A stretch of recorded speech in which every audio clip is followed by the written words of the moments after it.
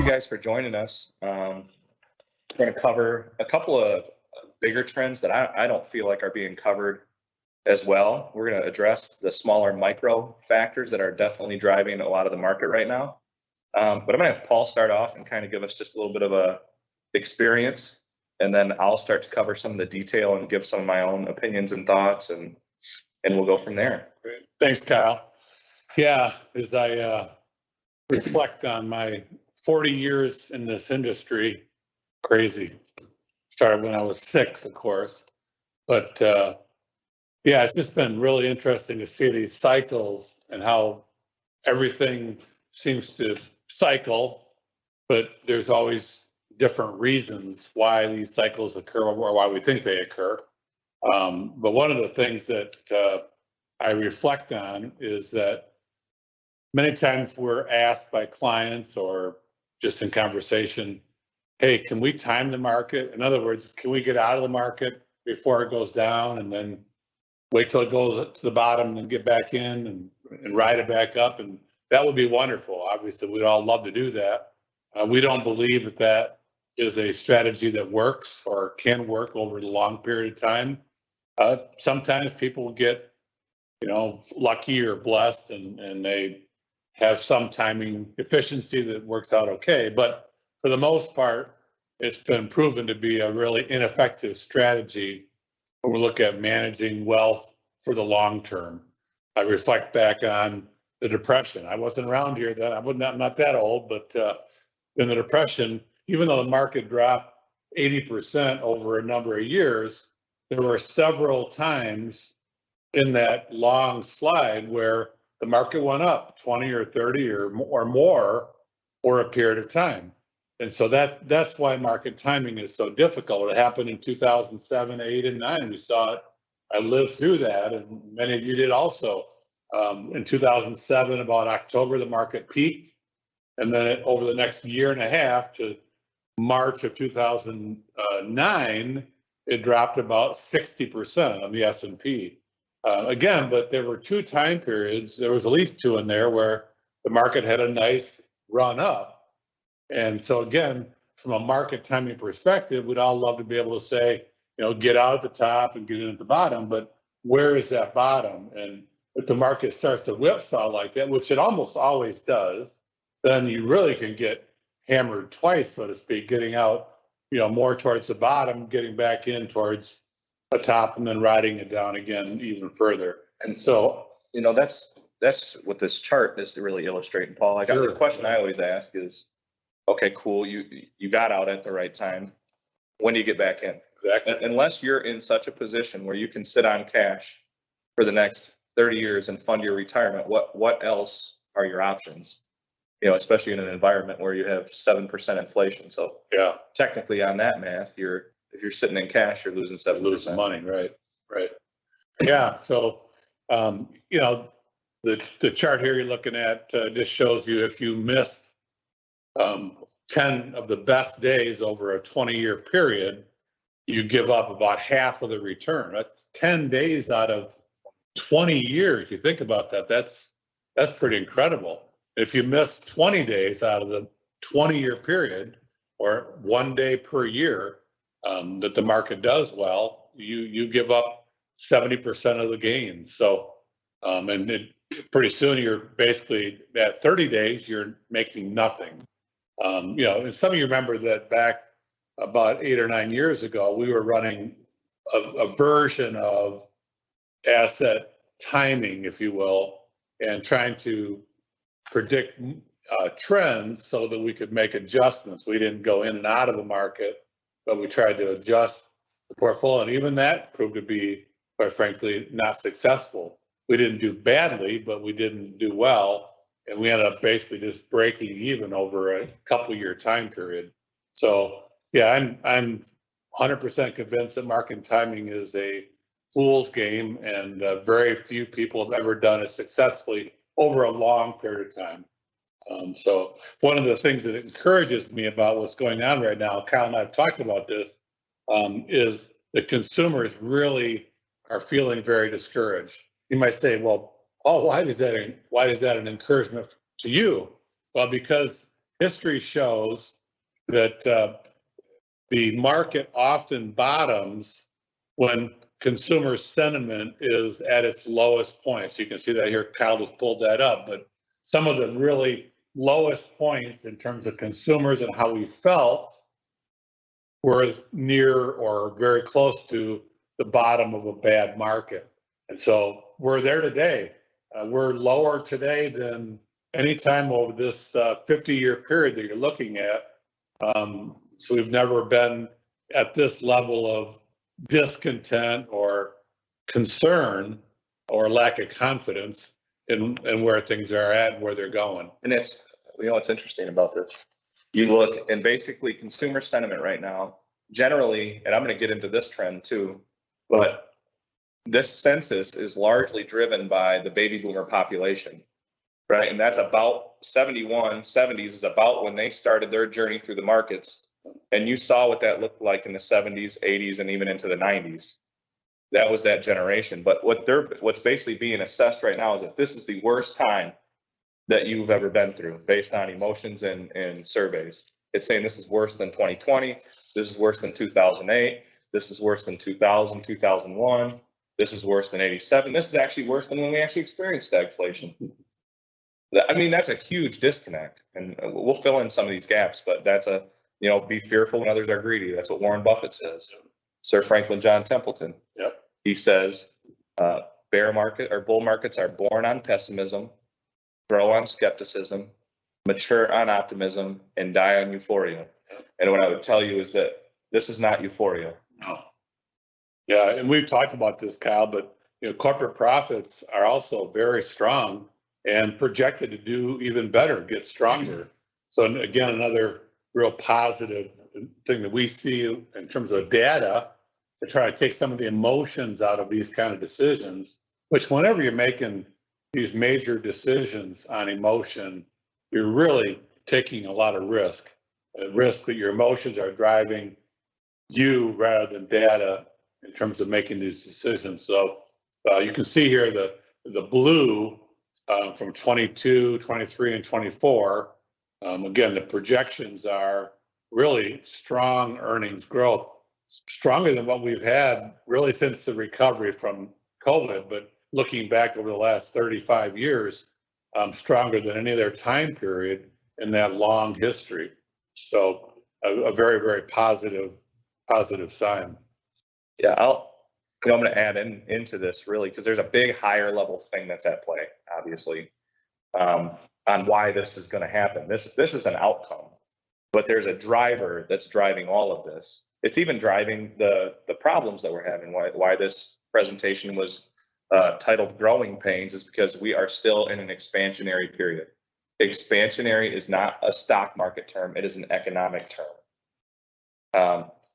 With corporate profits going up, when we're buying stocks, we're buying profits.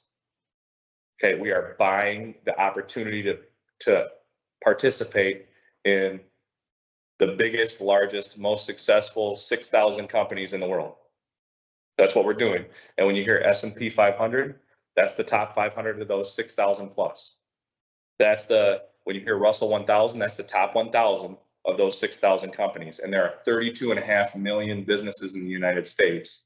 And when we talk about the publicly traded stock market, we're talking about a little over 6,300. And that number does fluctuate during business cycles.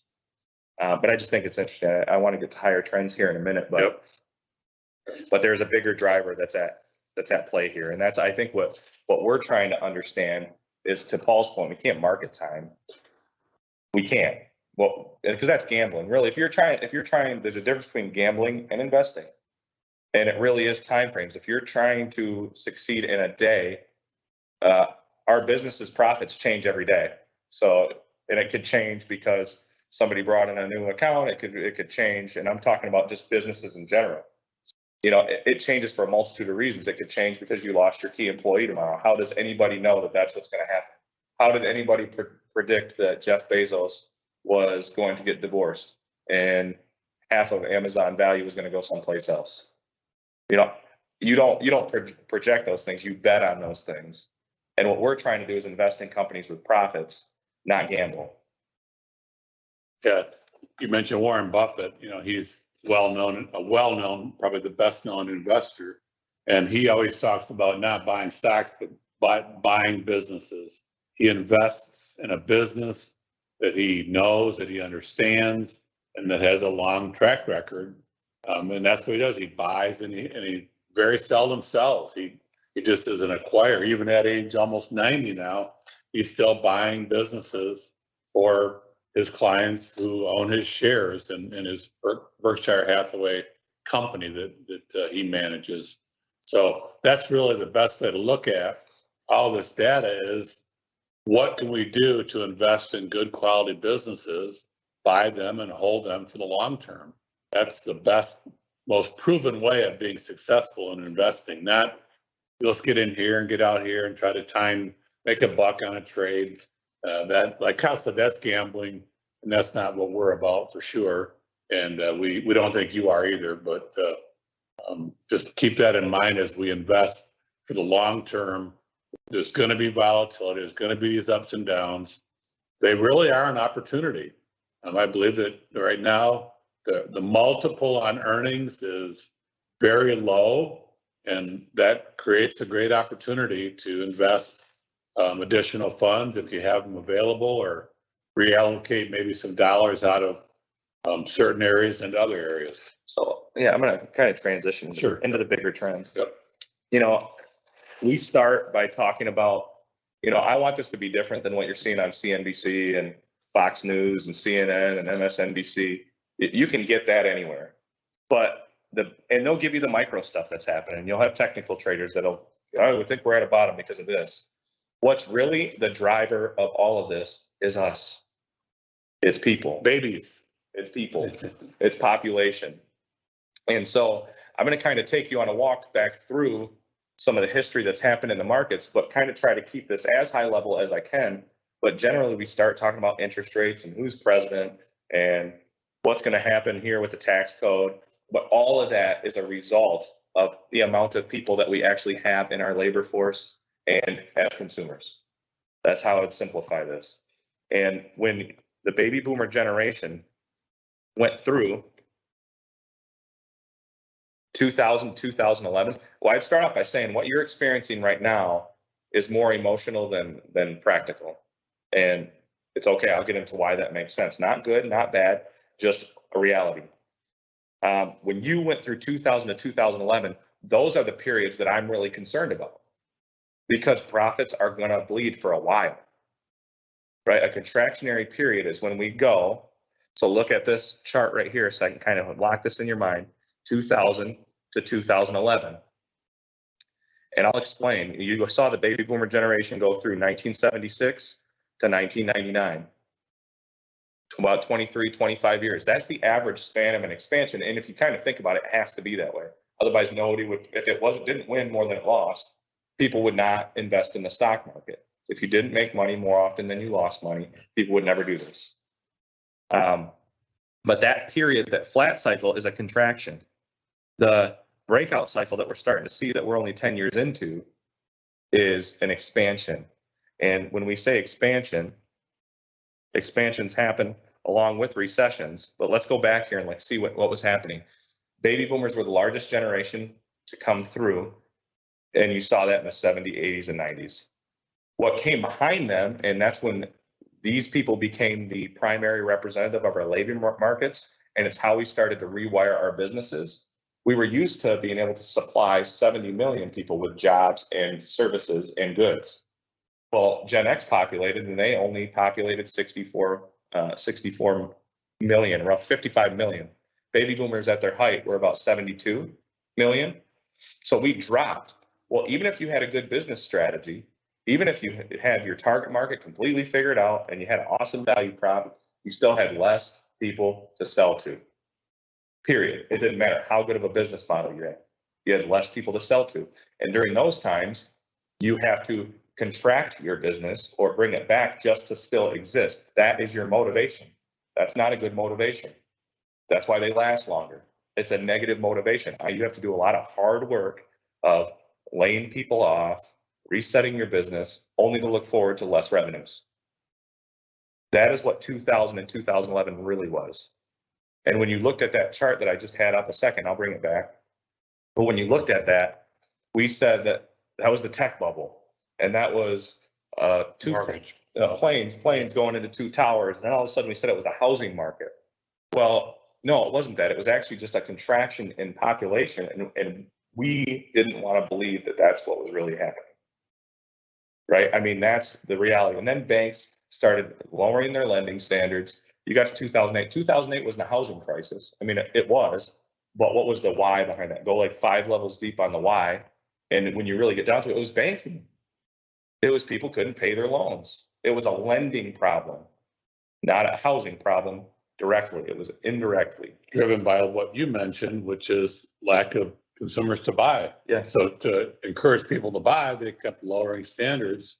So where you didn't even need to have a job to get a huge mortgage. And so they were trying to stir up business, and they did that in a way that was almost destroyed the financial markets. So exactly. I mean, so as we're looking at this now what we're going into is the opposite. Look at those bar charts. We're actually going to a bigger population than has ever existed in the United States. And I know there's stereotypes that go with the millennial, but I'll kind of talk through that a little bit. Not boost it up, not good, not bad, pros and cons, realities. So we are now taking an equilibrium economy and trying to get it up to 80 million people from 55 million people. And you can see it in the supply chains. You see it over and over again. It's not a supply problem. I mean, it is a supply problem. It's not a demand problem. We have plenty of demand. Almost anybody I talk to talks about the demand they have, and they're not sure how they're going to meet it. I mean, that's the problem. So that's why I say this is growing pains. This is a good problem because we are still in an expansionary period. And we need to keep expanding our labor force, right? So we need people to come into the country. We just want to have it be done in an orderly way so that we're safe and secure at the same time. But we're gonna grow our country not just by birth rate, but also by immigration. We need to. But even if that's not a case, what's happening in the millennial population alone is right now that's the largest generation in our population currently. Average age is around 35. Average salary is about 48,000. And right now they only represent 35% of our workforce. And a lot of people say, well, that's because they don't want to work. No, they want to work. They don't know how to work yet. That's a true statement, but they want to. And even if they don't want to, they will. Eventually, what's happening right now, this big word on your screen, I do believe that this is a government-driven recession, and I don't know that there's many people that would actually argue about that. When you kind of look around at what's happening around you, I just read an article recently that said somebody must have not told the boat industry about inflation. That's because boats are selling out of control. They don't care about the fuel costs that go with them. People are still buying them. So that's not a traditional depression or contractionary period or recession. In those periods, people are really, really, really nervous. There's not excess cash on the balance sheet like there is today. Household net worths aren't at their all-time highs. That doesn't exist. But what I want to do is define this before they say it in the next couple of weeks, because they're going to. It's going to happen. I would be very shocked if they don't say this. But what is a recession by economic terms? It's a period of temporary economic decline during which trade and industrial activity are reduced, generally identified by a fall in. You'd think that they would say corporate profits by the way we're reacting to the stock market, but that's not what they say. They say a fall in gross domestic product, or GDP, for 2 consecutive quarters. So I'm going to show you a chart here in a second that shows you the breakdown of GDP and what really goes into that, but it's pretty simple. It's 70% of is just us all spending money, finding a way to spend money. The second largest component is government spending money. The third largest component is housing at 4.6% of our deal, which it kind of baffles me a little bit. But we are the only country in the world that has a GDP composition that looks like that. And it's not hard to figure out why in here in a minute, but that millennial only represents 35% of the workforce. The baby boomer still represents a pretty large chunk of the workforce, and even more than that, they own 60% of the wealth in the United States, which is fine. That's a function of time. Millennials own 7%. Gen Xers, that middle generation, own 25. Baby boomers own 60. That's the way it's supposed to happen because they're not going to have cash flow loss, right? Then that's what's causing a lot of this emotion. This is the most emotional time that this probably from here on out, this is probably the most emotional moment that most of these people are going to go through because you are making a huge transition. What you've known for 30 to 40 years is now being shifted to this new thing called retirement. And this generation has probably not felt this out of sorts or out of place, knowing they're still going to be okay, but not sure. They haven't felt this amount of insecurity since they were 18 years old, transitioning from school into this thing called life. So this is not surprising to me when 60% of the wealth in the United States is in a very emotional place. Of course, we have volatility, but also what their average income is on a publicly traded payroll out of those 6,000 companies is somewhere between $320,000 and $400,000 on average. And what did I say the average millennial was? 48,000. So when you have a recession so that you can ethically start to lay off the baby boomer generation, you can now go hire a millennial for 145, give them a 2-time step up in life, and still save about 150 to 200K per unit of labor, which is bottom line profit savings for those companies. And they've invested for the past 10 or 15 years into technology to automate, not all of it, but a lot of the experience that came with a baby boomer. Not all of it. There's still going to be some fallout, and there's cultural things that are added there. There's stuff that's there, but economically, what they see is by they, I mean the government and corporations. There's a survey out there that suggests that they believe and want the millennial generation to represent 75% of the labor force in the next 2.5 years. Think about that. In the next 2.5 years, you go from 35% of the workforce to 75% of the workforce. And you make 2 times more than you made 2.5 years ago. So when you give people money that they haven't had and they were used to for about 9 or 10 years, spending at this specific amount, and all of a sudden you give them 2 times it, what do? They spend money. When you give baby boomers who own 60% of the wealth in the United States time that they haven't had, what do? They didn't put that money away to look at it. They spend it. Gen Xers are already squarely in their save mode. They got kids, they're in the middle of the journey. So you're going to have the 80% of the population, about 70%, 80% of the wealth, all moving at the same time. So to think that we're going into a contractionary period with that type of population and demographic and outlook on consumer spending when that's 70% of our GDP and 100% of corporate profits or revenue is crazy to me. I understand the things that are at play right now, and I understand the somewhat erosion of the principle, but all these people are going to get wage increases. And then you have this particular group that is going to be able to spend anyway because they have their money in the market fighting inflation generally. Kyle, what do you think about inflation? What do you think? Do you think it's heavily driven by oil?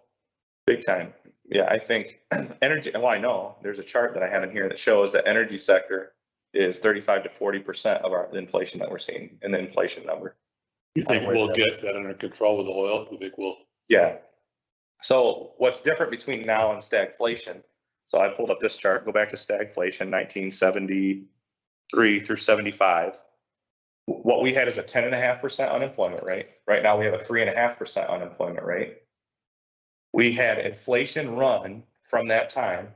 We had it run from 7 all the way up to 12% over a 5-year span before we ever lowered an interest rate. I mean, we were lowering interest rates before we ever raised an interest rate, excuse me. So, I mean, and we did not control the supply of oil. And then another big factor that was happening during that flat cycle around the Vietnam War era, which is huge, and it's not being talked about, but that is when we shifted from the gold standard. We shifted away from our money being backed by a hard asset. Imagine what that would have felt like during those times. 10.5% unemployment, labor unions being created, inflation at 7 to 8, We don't control oil, and now they're shifting our money away from an actual backing to throw it out as a fiat currency. That's not happening right now.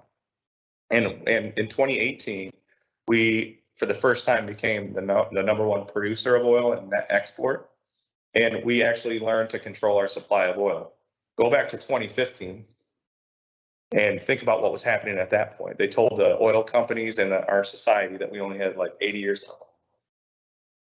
left. And what happened at that time was oil companies all started to Six Sigma their businesses, cut them all down, go lean. And what they were able to do during that time is produce a profit at $25 a barrel. I can't remember exactly which one, whether it was Exxon or Chevron or which one of them it was, but they showed that they could produce a profit at $25 a barrel. And now where's it sitting? 106, been as high as 125. The bond market is pricing in $175 oil. We were there during the Obama administration, basically back in 2008, 2009. The price per barrel of oil did get up that high, which is interesting. So we've been here. This is not territory that we haven't been to. You're right. And back the oil crisis in '73, like you said, we had no control of it. We were a minor producer. Yeah, OPEC was just OPEC controlled everything. Actually, inflation adjusted oil prices were a lot higher back then than they are today when you adjust for inflation. So yeah, and we have the capacity again to be energy independent, and I think we will get there. I think we. Well, and there's not an alternative. Like, so even though there's definitely a push for the electric vehicle and the infrastructure, and we can all feel that, you know, we can feel the advertising through commercials in the last year's Super Bowl. We can the incentives, we can see the incentives, the credit incentives that have been pushed. We can see it at the pump. And actually, what's actually being done right now, this is a complete opinion, but I don't see how it wouldn't make sense to have it done this way. Is I believe a portion of the Green New Deal, if you will, the charging station implementation infrastructure for electric vehicles is going to be funded by oil companies. Tax. So through tax, right? So right now, if you think about it, right now we're choosing to buy oil from Russia. We're not choosing to use our own reserves, which that increases the supply of oil. We do have some supply chain stuff that's sitting out there. We do have a heavy demand, but at the same time, what's being, who owns the real estate every 300 miles in the United States? Yes, oil companies. Oil companies. And so you're not going to force them to all sell their land so that the government can then build the infrastructure on it.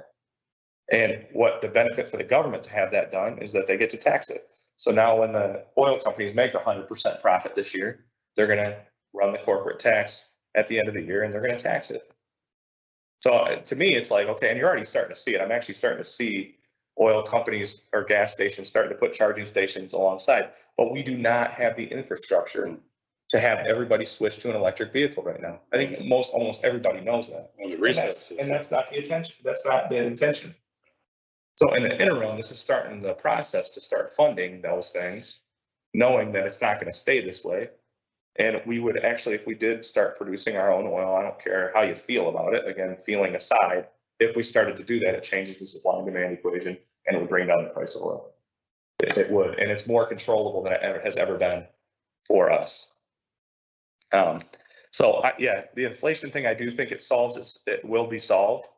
It has to be. We're also, what the Fed's doing right now, outside of just raising interest rates, like I said, like our Fed did not fight inflation. They also, I don't think they had as quick of access to data then as they do now.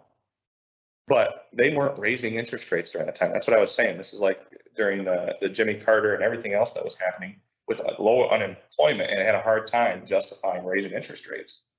They had a really hard time doing that because it's not like the labor markets were forcing it. So I get kind of what they were looking at. But right now, what's also going on behind the scenes is what they're doing is called quantitative tightening. So they did quantitative easing. That's when they basically had banks buy their bonds and then they gave the banks cash to lend out. What they're doing now is the opposite. They're forcing to sell and moving the money from the banks back, which is lowering the reserves, which is making the banks have to have tighter standards currently.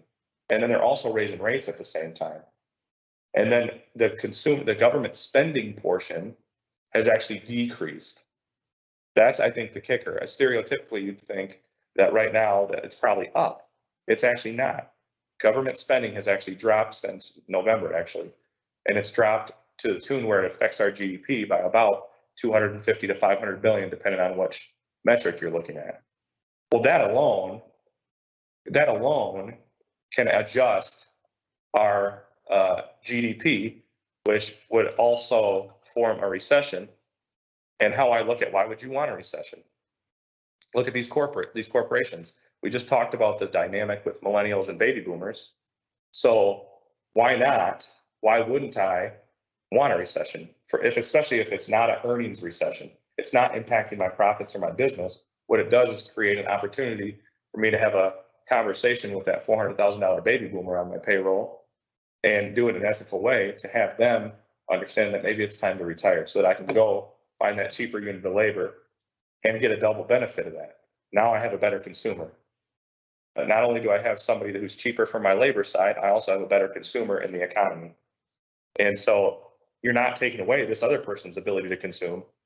You're just adding to the overall population's ability to consume. So I can see many reasons why they would potentially want this in this particular moment. And again, some of this is opinion, but it's based upon data that I'm pulling. Some people have asked, well, where's the bottom? Yeah.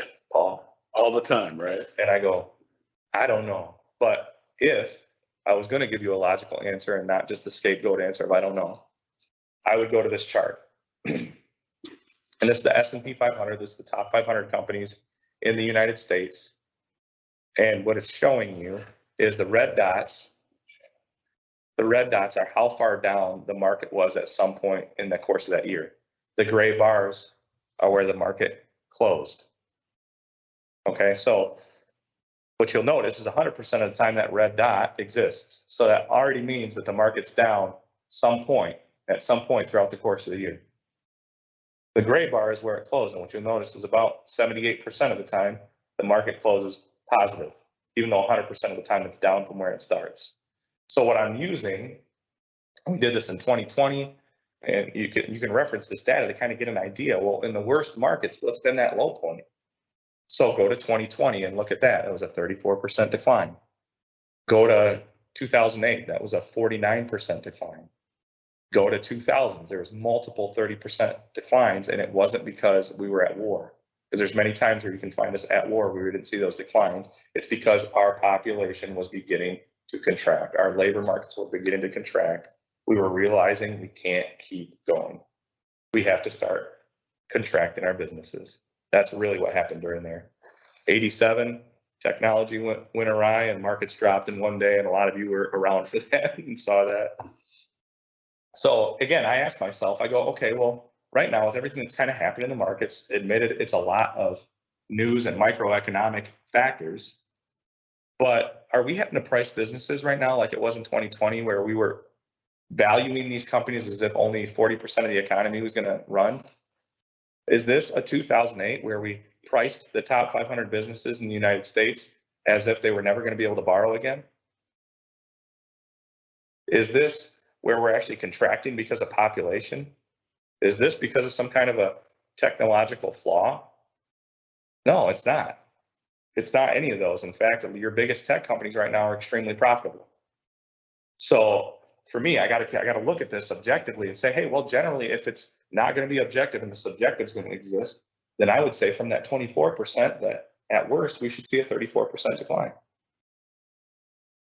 And that would be our bottom. So there could be another 10% sitting in the market. And if you're part bonds and part alternatives, that's probably not going to drop another 10%. So it'd just be whatever portion of equities you're subject to that you would watch drop. So you might have your 50-50, you might have a 5% swing still. And that's simplifying. But that's how I'm looking at this. And they always call recessions after you've been in them. So most people have already ridden the pain of this. And again, what we're trying to look at and what would change, when would our firm tell you that you shouldn't buy the dip and that it's not a buying opportunity? I will tell you.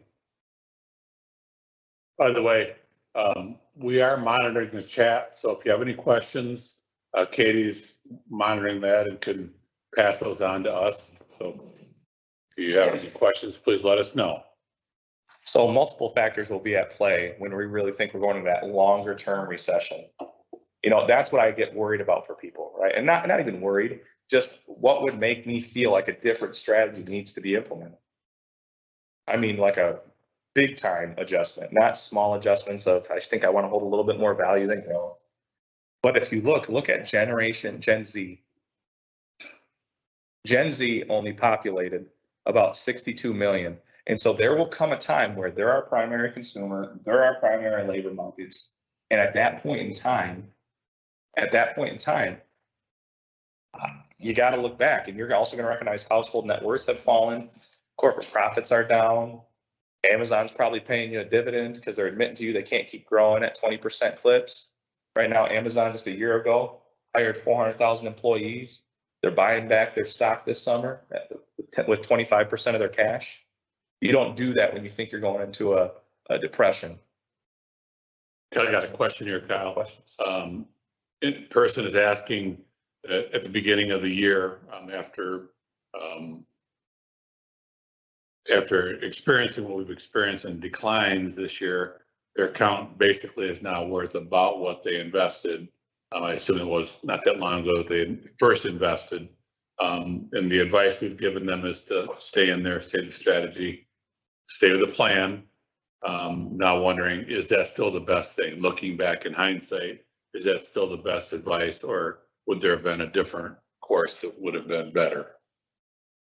Well, I would say no. At the beginning of the year, you already well, obviously, if I could have put you in cash and then timed it like what you talked about in the first place and then moved in and bought it, of course. I mean, yeah, the answer is yes. But again, we know that can't be done. When you're looking over 3 to 5 years, though, you might feel like, man, this stinks right now. But we also, through planning, we make sure that money that you would need over the next 3, 5, and some of you don't even need your portfolio right now. And so that will come out when you're doing planning, when you're running cash flow analytics. You can find out how much people will actually need over the next 5 years, and that's not going to be in the market. That's not going to be in what's down 31%. That's not going to be what's in down 24%. That's going to be in what's down 5 to 12%. And then even then, our short duration bonds are down 2 on the course of the year. And so I would say, yeah, I mean, yes. Hindsight's always perfect, right? So we can always look back and say, we also should have bought Amazon at $100 a share 20 years ago. Should have mortgaged our house and taken every dollar. So seriously, we have to make sure like Kyle said, we have a strategy, we stay the course, we don't try to deviate based on short-term volatility. That's a losing proposition, and we don't want to subject our clients to that kind of opportunity to lose money. Well, when we've had a whole generation that has recently been taught to gamble. Yeah. Not invest. They've been taught to gamble, not invest. Robinhood and all these. Robinhood, yeah. There's no backing. They don't.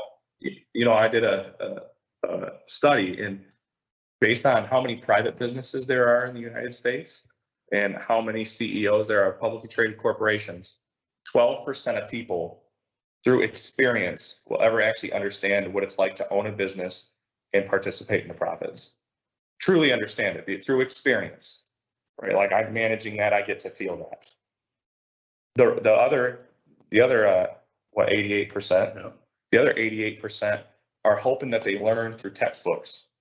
And if you were start to wonder how many people actually learn really well through textbooks, I can tell you the retention rate, most people trial by fire is probably the best way that they learn.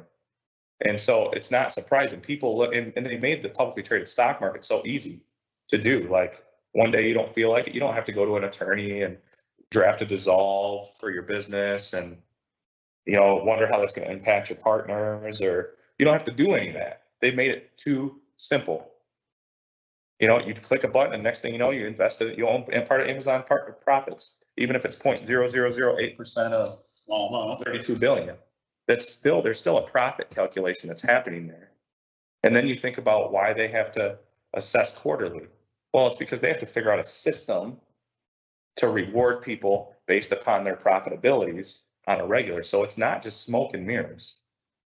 And then it's how are people using it? How do they look at it through profitability? When you're buying companies that don't have profits, that's a little bit more of a gamble. That, in all honesty, And you need to know that you're speculating. That's why they call them speculative investments, right? When you're buying something like Rivian, which I think over the long run will do well. But when you're buying something like that, you're gambling. So that's why I would never put a huge percentage of somebody's portfolio into something like that. And just a practical illustration of this point, the first 2 weeks of June, the market was down about 8% in 2 weeks. Last week, it was up 8%. Yeah. So now if we're trying to time the market, do we get in last week? Because the market seems to have had a good streak. Maybe the worst is over. Do we get in now and then watch it go down there 10%? You know, so that it's really difficult to do. Yeah, I mean, there's a study out there that even shows these hedge fund managers that do they charge you 2% and then 20% of your profits. They show them even over the longer track record, there's a lot of money that gets paid to those guys, and they wind up in the same place as an index fund. It's not saying you don't take advantage of some of this opportunity that exists, but again, when will I tell you that that doesn't make sense? When I'm looking at the longer trend, when I think we're going to go into a 10-year down cycle. And you know that based upon population. So eventually we're going to see Generation Z, who on average are 26, 27, 26, no, 22 years old. They didn't populate like millennials did. We're going to see a retraction. We're not going to have enough people to fit the current system that we built. We're going to have to retract our businesses. But you'll have an option. And you usually do during those times because the Fed does keep tightening because things get ahead of themselves. And so bonds will be paying 6 or 7%. You'll have guaranteed, good guarantees and insurance contracts. You'll have household net worths declined. Corporate earnings will have declined. Unemployment will be high. All these leading indicators, not lagging indicators that we're looking at, will thoroughly adjust. So yeah, if you were asking me if I'm managing based on a 6-month basis, I might be looking to see, well, what do we think is going to do well, growth or value? You know, should we be holding a little bit more to short maturity in bonds, or should we be holding more in alternatives to bonds? You know, that's another thing that we're truly exploring because I don't think they're done raising interest rates. And there's a particular strategy that a couple different strategies we're looking at, but one, they buy dividend paying stocks long, and then they immediately short them. And by doing that, they eliminate the market volatility, and all you're left with is the dividend. And those dividends will typically increase with inflation. And so that right now is like yielding a 3.34% dividend qualified. So it's not ordinary income. So it's better than sitting in your money market because your money market is ordinary income when it gets taxed. So there's things out there that I do think make sense, and I'd want to talk about it obviously on a client by client basis. And there's some we're going to actually adjust based on the whole strategy. But this would be a time. This would be a time when I start to see some of these things that will really adjust our thought process. But do I think that they're probably going to call a recession here soon? Yeah. Does that really concern? No, because I think the market has priced in a lot of this because it's not an earnings recession. It's a valuation recession. It's a GDP recession, not in corporate profits. Corporations are making a lot of money. Some people like that. Some people don't. But it's a reality. Corporations are making a lot of money. And as you've said, Kyle, restate it. We have a lot of demand out there. So it's not a demand issue, it's a supply issue. There's a lack of things that they want to buy. They can't buy them, not because they can't afford them, it's because they aren't available. So once the supply starts to come back, you should see a real strong growth in earnings again for these companies, which is why I think they're forecasting such strong earnings over the next 3 years, is there's all this pent-up demand. And try to buy some things today, you can't find them. Yeah, when you look at it, and that goes hand in hand with also the population thing. When you create more consumers and our GDP is 70% consumption and 20% government spending, I know a lot of people are looking at the housing market and trying to use that as the barometer because of 2008. Well, the derivative spending that comes from housing is factored into that 68%, but housing cost itself, like buying houses outright cash, there's not many people doing that in the United States. So housing itself is a 4.8% transaction pattern or a GDP in our country. So I actually think housing is going to kind of stabilize because of this demand you have coming. I don't think it's going to keep shooting. But I think that all the consumers that are about to come online that need housing Absolutely. are going to buy houses, and they're going to get 2x step up in money, and a 5% interest rate isn't going to stop them. And there's now prices for building materials have basically been cut in half just over the last couple of weeks. So already that effect is coming down. And again, that should help reduce inflation and help slow things down. Do we have any other questions that are? Yeah, I know that this is a tough pattern and the behavioral side. So the data supports that we're still in an expansionary period. You know, when you have to expand up to meet the demand, that means there's money to be made. That's a good incentive. People are going to work towards money to be made. Contractionary periods is the opposite. There's no money to be made. You're going to watch your revenues decline, and you got to make a lot of hard emotional decisions in laying people off as business owners and corporations. It's not what you want to do. Everybody wants to keep making money. Nobody wants to go backwards. Give somebody a salary and ask them if they'll take less next week. Trust me, nobody wants to go backwards. It's a very unmotivating thing. Going forward is very motivating. And so though these millennials, that's kind of the stereotypes that go hand in hand with that. People say, but they don't want to work. Oh, that's why they're only 35% of the workforce. Well, that's not completely true. They just haven't had a chance. You don't know what you don't know. They haven't had a chance to feel what it's like to actually have money to pay taxes, to not like paying taxes. They haven't had a chance to really find purpose and fulfillment in a non-entry level job for the most part. And so when they start to get some of that feeling, they're going to feel it just like you did 30 years ago.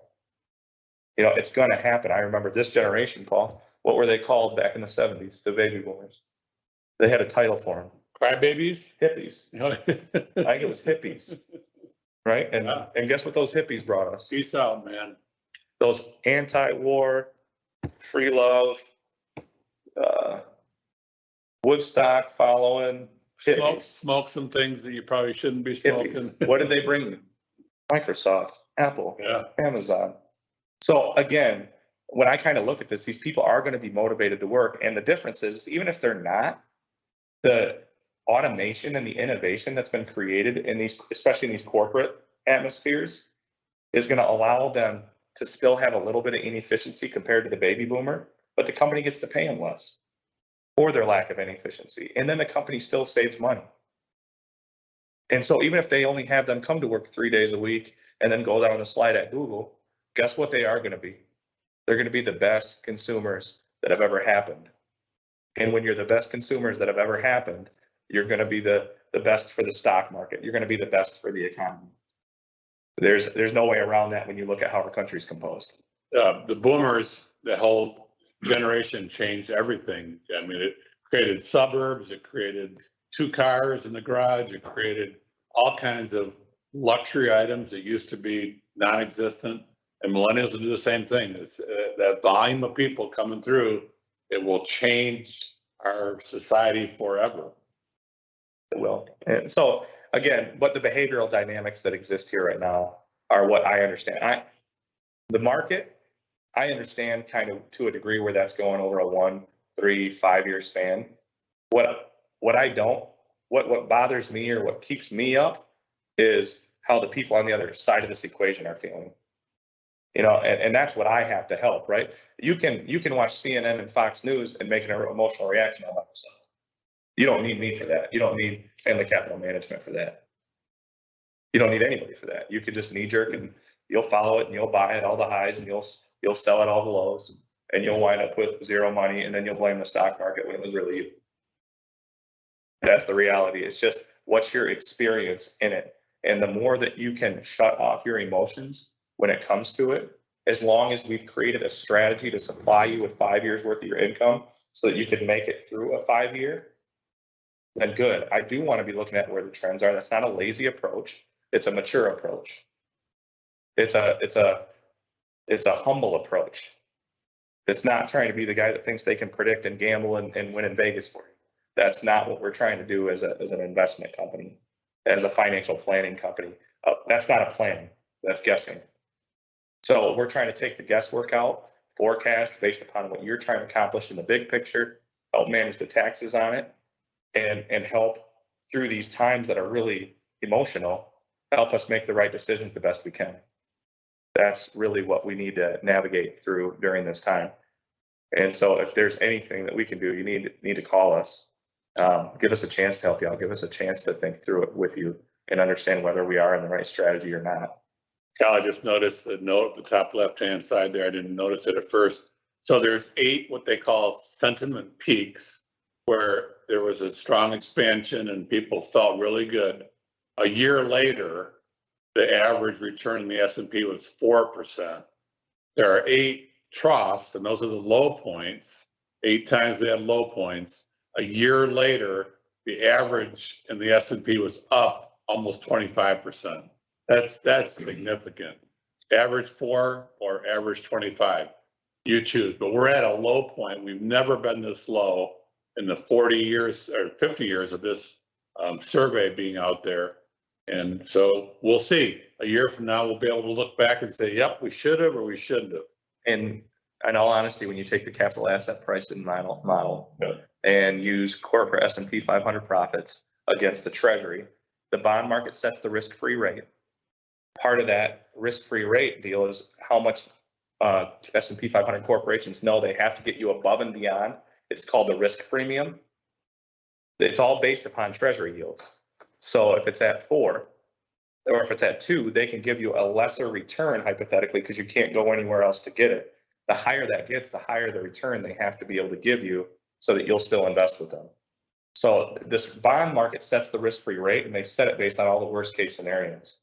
The timing, the amount of time we're spending here is what's bothering people.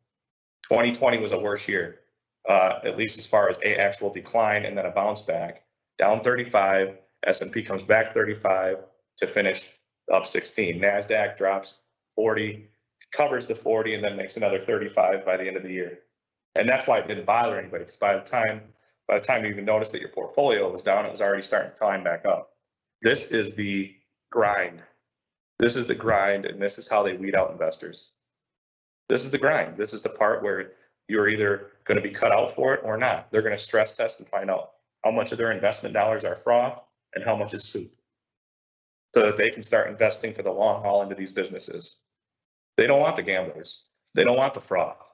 They want long-term investors. And that's the only way they can actually fund capital investment. So it's not really as much of a game, but the amount of time that we're spending here is what I know is bothering people, and it's what's bothering me, actually. It's the 7 or 8 months. Where's on your emotions, no doubt. Katie, any other questions? Okay. Good. Well, thank you so much. If there's any conversation, any questions, please reach out. We can reproject your plan from these points, help you understand whether you're still on track. Should we be making meaningful adjustments? Do you need to change some of your goals?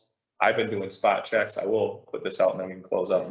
I've been doing spot checks, about 20 clients a week for the past 6 months since we started to really experience the decline, February-ish. And what I'll do is I'll pull up people's case when they're not here, look through all their goals and the cash flow planning, look at their portfolio right next to it, and make sure from this point, could a 5% return, which would be them getting their money back over the next 3 years, still fund their goals and what everything starts. Awesome. That's great. And I've had maybe a couple cases where I've called people because it didn't look like it was going to work. And even that, I'm really hesitant that we're not going to make back the 24% that you're talking about. I'm really hesitant that that's not going to happen over the course of the next year. Right. That would be very unlikely. Yep. All right. Good. Thanks, Kyle. Well, thank you. Nice job. And thanks, Katie. thanks for taking the time.